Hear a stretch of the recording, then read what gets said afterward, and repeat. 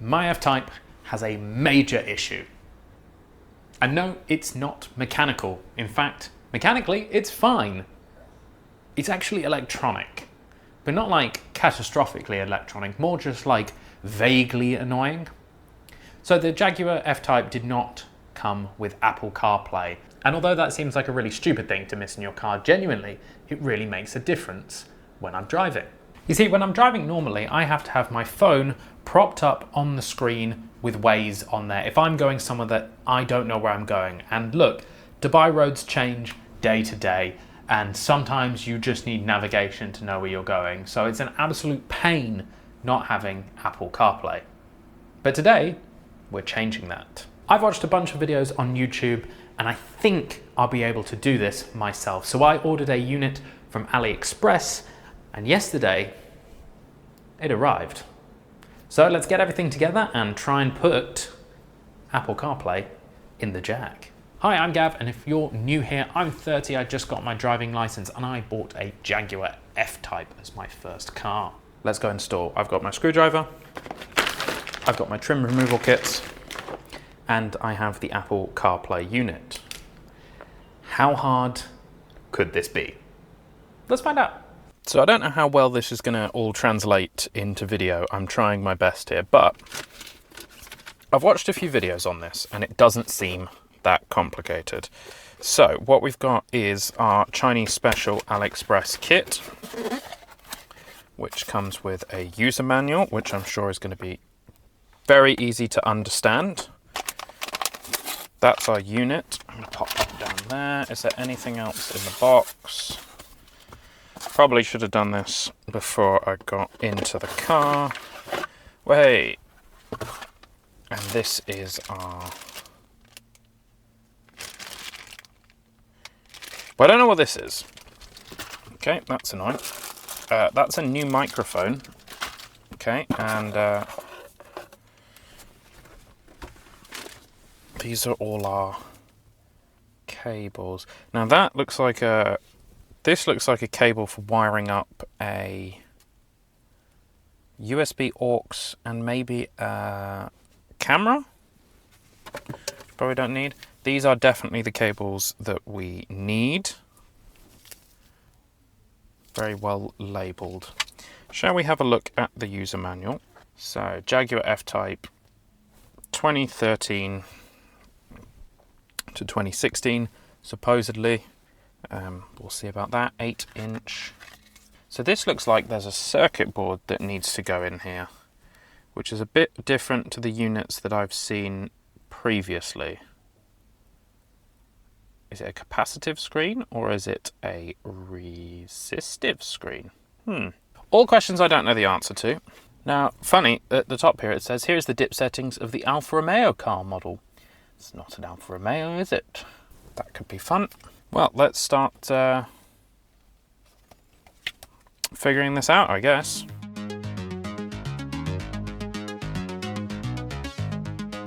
Oh, this feels nasty.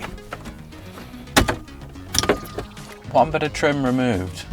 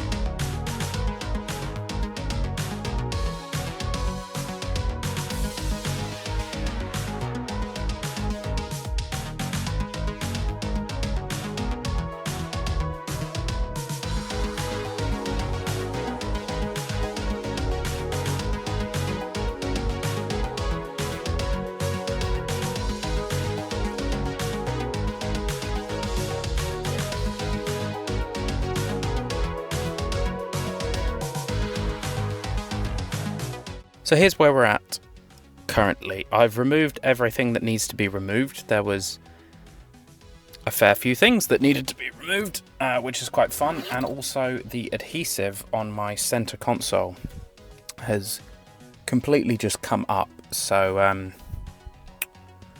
gonna have to fix that somehow, maybe with some super glue, but that's fine, that's another problem for another day. The next step, I believe, is to start installing the unit, but it's quite weird to look at this car without a center console, because that's not something I've done ever before.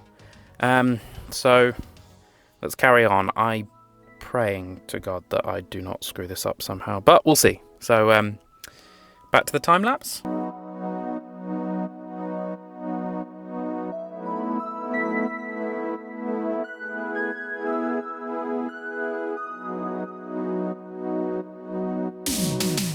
So I kind of stopped filming because this became internally incredibly frustrating. So, unlike the videos I've been watching on YouTube, this whole AliExpress situation does not work as plug and play as possible. I had to go into the circuit board of the unit, plug some ribbon cables in, plug some other things in. It was basically a nightmare. I have been at this for close to 2 hours of just trying to get this to work. I don't think I've done it correctly at all, but this is going to be the test to see if it works, because we've plugged it all back in very loosely, and then we're going to see if it actually works, and hope I've wired up my start button to work. So let's see. Systems all come on. AC comes on. Screen comes on. I didn't break the screen. It comes on. Okay. I actually don't believe that. Okay. Okay, hang on. I wasn't expecting this to just come back on. Wait 1 second. So apparently now, if we long press the nav button,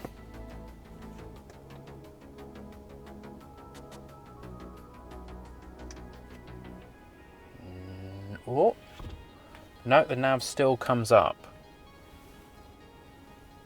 Which is weird because I unplugged the navigation. I'm kind of confused what this box is actually doing. Okay, let's go back. Let's go to mode. That's the radio. What's the radio powered? Not quite sure. Source, DVD, USB. Okay, let's try plugging in a USB cable down here, because I've got one, and see if that works. Sometimes even my genius amazes me. We have Apple CarPlay. It works.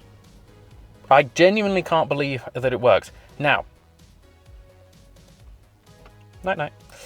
Slight issue. No matter what I do, oh, the screen went off. No matter what I do, there is no touch.